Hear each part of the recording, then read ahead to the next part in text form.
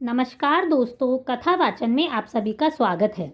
इस वीडियो में आप जानेंगे कि किस विधि से आपको अपने पितरों का श्राद्ध या तर्पण करना चाहिए और श्राद्ध पक्ष के इन दिनों में आपको किन बातों का ध्यान रखना चाहिए।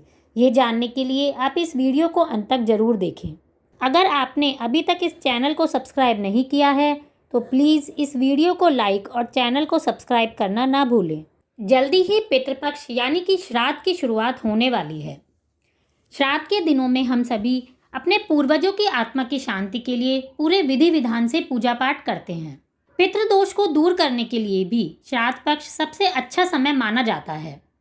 हमारे ग्रंथों में भी बताया गया है कि जो भी पितृपक्ष में अपने पितरों के निमित्त अपने सामर्थ्य के अनुसार पूरी विधि से उनका श्राद्ध करता है, उसकी इच्छाएं पूरी होती है, घर परिवार में शांति आती है, उसके व्यवसाय और आजीविका में कभी भी कमी नहीं आती, हमेशा उन्नति ही होती है और सभी तरह की रुकावटें दूर होती हैं।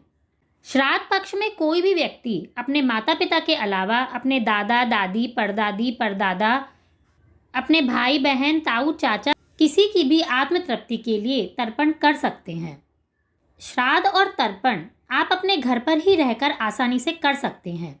जिस भी दिन आपके किसी पूर्वज की श्राद्ध तिथि हो, उस तिथि पर सूर्योदय से लेकर दिन के 12 बजे की अवधि के बीच में ही आप श्राद्ध करें। इसके लिए आप उस दिन सुबह उठकर नहा धोकर घर की सफाई करें और घर में गंगाजल या गौमूत्र छिड़कें।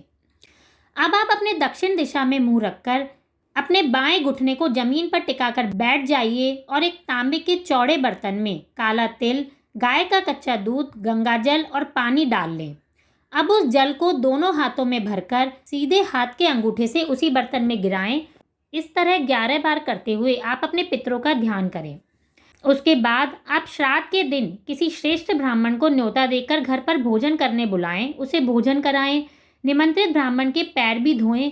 अब आपने जो भोजन बनाया है वो आप अपने पितरों के निमित्त जो कंडे या कौर की अग्नि होती है उसमें आप गाय के दूध की बनी हुई खीर या जो आपने खाना बनाया है उसका छोटे छोटा करके उस अग्नि में डालें और ब्राह्मण को भोजन कराने से पहले गाय, कुत्ते, कौवे, देवता और चींटी के लिए भी भोजन सामग्री अलग से निकाल लें।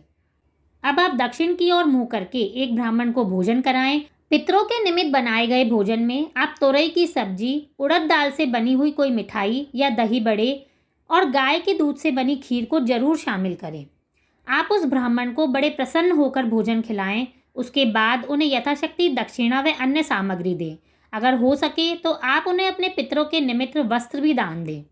इसके बाद निमंत्रित ब्राह्मण की प्रदक्षिणा करके उनका आशीर्वाद भी लें। जब आप भोग लगाएं तो अपने पितरों को प्रणाम करते हुए इस मंत्र को जरूर बोलें। ओम देवताभ्य पितृभ्य च महायोगिभ्य एव च नमः स्वाहाय स्वधाय नित्यमेव नमो नमः। यह मंत्र पितृ प्रणाम मंत्र और पितृ गायत्री मंत्र दोनों ही होते हैं।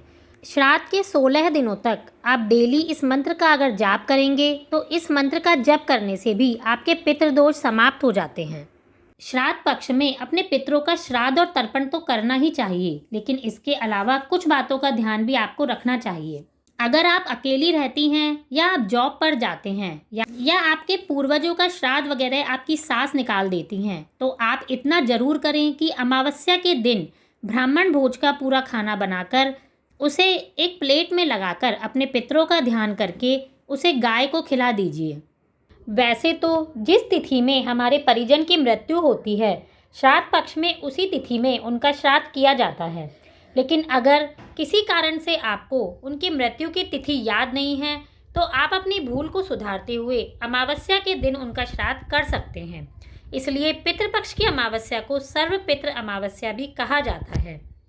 आप अपने घर के आसपास किसी भी जानवर, पक्षी या कीट का अनादर ना करें। पितृपक्ष के दौरान कोई भी नई चीज खरीदने या नया काम शुरू करने से बचना चाहिए। अगर कोई शुभ समाचार भी मिलता है तो इसका जश्न पितृपक्ष खत्म होने के बाद ही मनाना चाहिए। पितरों का तर्पण करते समय काले तिल का प्रयोग जरूर करना चाहिए और अपने पूर्वजों को प्रसन्न करने के लिए उनका पसंदीदा भोजन ही तैयार करवाएं। पितृपक्ष के समय अगर घर में मेहमान आए या कोई गरीब या जरूरतमंद व्यक्ति आपके द्वार पर आए तो उसे आदर सत्कार दें, उसके लिए भोजन खिलाएं, क्योंकि ऐसा भी माना जाता है कि पितर किसी भी रूप में आपके दरवाजे पर आ सकते हैं, इसलिए हमेशा उनका आदर सत्कार करें, किसी का अनादर ना करें।